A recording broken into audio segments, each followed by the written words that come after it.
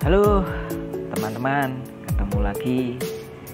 Kali ini kita ingin berbagi tentang cara baca kandungan pupuk, manfaat, serta nanti berapa konsentrasi yang tepat untuk tanaman anggrek yang kita miliki.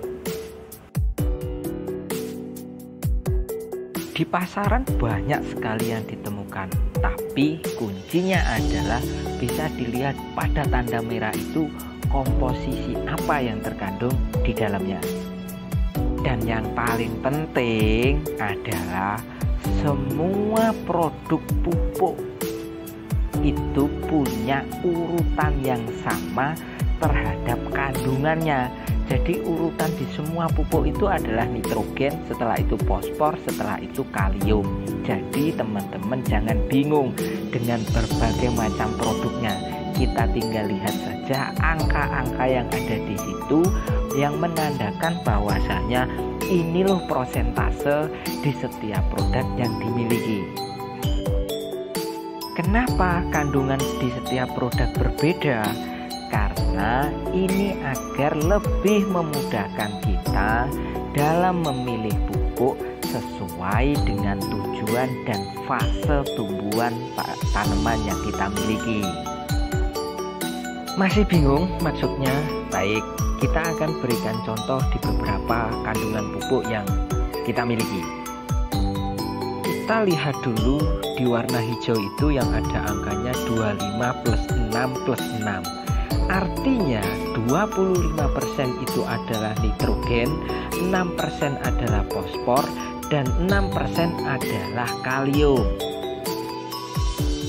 Atau kita baca yang lain, kita fokus pada 12 ditambah 27 ditambah 23. Artinya nitrogen ada 12%, 27% fosfor, dan 23% adalah kaliumnya.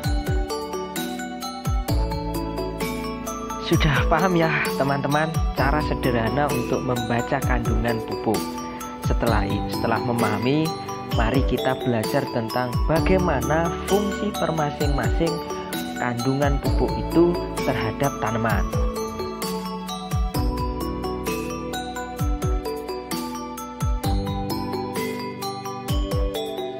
Yang pertama adalah nitrogen, di mana nitrogen ini sangat berperan aktif di dalam vegetatif tanaman. Di antaranya adalah pertumbuhan tunas, pertumbuhan lebar daun, serta tinggi tanaman.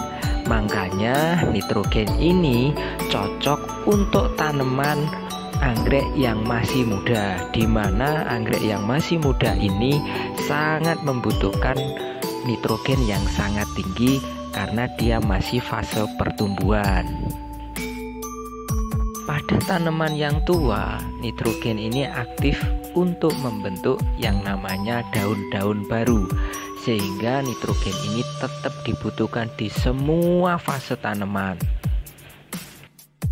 Jika tanaman itu kekurangan unsur nitrogen, biasanya dia akan menguning, pertumbuhannya kerdil, dan pada akhirnya ya pertumbuhannya tidak sehat karena proses fotosintesisnya terganggu.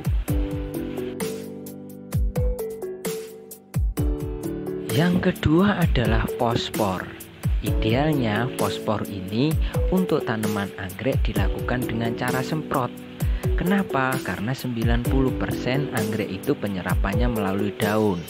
Walau sebenarnya fungsi dari fosfor ini yang utama adalah memperbaiki sistem perakaran. Akan tetapi fosfor ini sangat lambat untuk diserap, sehingga ketika kita mengaplikasikan di dalam daun, fungsi utama dari fosfor ini pada tanaman anggrek berubah, di mana dia akan berubah menjadi pemacu pembungaan.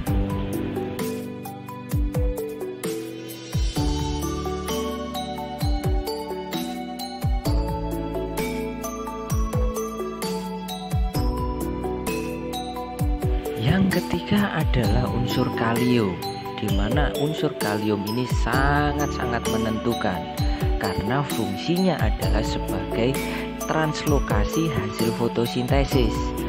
Fungsi kalium ini bisa kita analogikan sebagai jalan tol. di mana semua unsur hara yang dibentuk dari proses fotosintesis yang bertanggung jawab untuk mengedarkannya ke seluruh jaringan adalah kalium ini. Di samping itu, batangnya akan terlihat kokoh dan tidak mudah untuk terserang penyakit. Kalium ini juga berfungsi memperbaiki kualitas dari bunga, sehingga bunga itu punya durasi yang panjang dan tidak mudah rontok.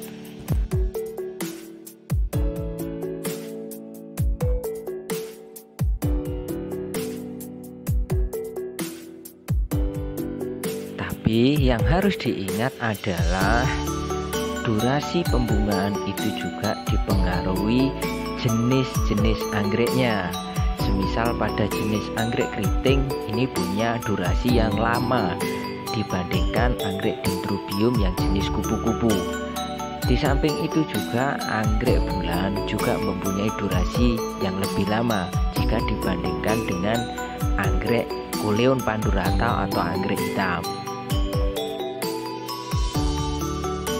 Sampai di sini bisa memahami ya teman-teman, apa sebenarnya fungsi dari nitrogen, fosfor, kalium pada tanaman anggrek yang teman-teman miliki. Selanjutnya, analogi paling sederhana jika teman-teman masih bingung dengan fungsi per masing-masing nitrogen, fosfor, dan kalium ini, kita akan analogikan menjadi yang lebih sederhana lagi. Anggap saja tanaman anggrek teman-teman yang dimiliki itu adalah sebuah rumah, di mana unsur nitrogen itu adalah ketinggian rumah, sedangkan unsur fosfor ini adalah pondasi rumah, sedangkan unsur kalium ini adalah ketebalan dinding rumah itu. Jika teman-teman membangun rumah dengan ketinggian yang begitu tinggi, tanpa pondasi yang kuat, tanpa unsur dinding yang tebal, maka rumah itu juga akan roboh. Artinya apa? Untuk mendapatkan tanaman anggrek yang tumbuh dan berbunga optimal, dibutuhkan ketiga unsur hara makro ini yang seimbang. Maka mari kita belajar kembali berapa dosis yang baik atau konsentrasi yang baik untuk mendapatkan pertumbuhan yang optimum pada anggrek. Dan biasanya kita ini cenderung tidak mau ribet untuk aplikasi pupuknya. Maka ada satu metode di mana cara pencampuran yang baik untuk mendapatkan ketiga unsur ini dengan sekali aplikasi.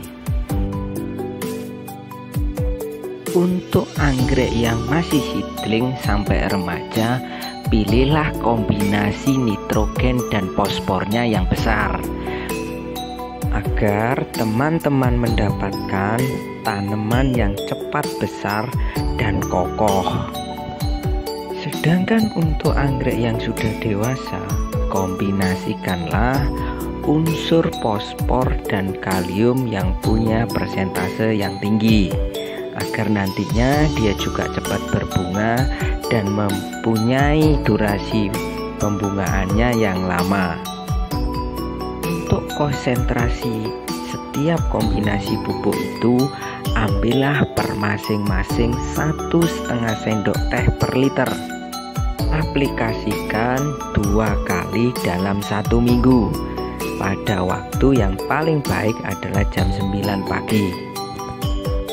Teman-teman, informasi yang kami bagi semoga bermanfaat dan selamat mencoba.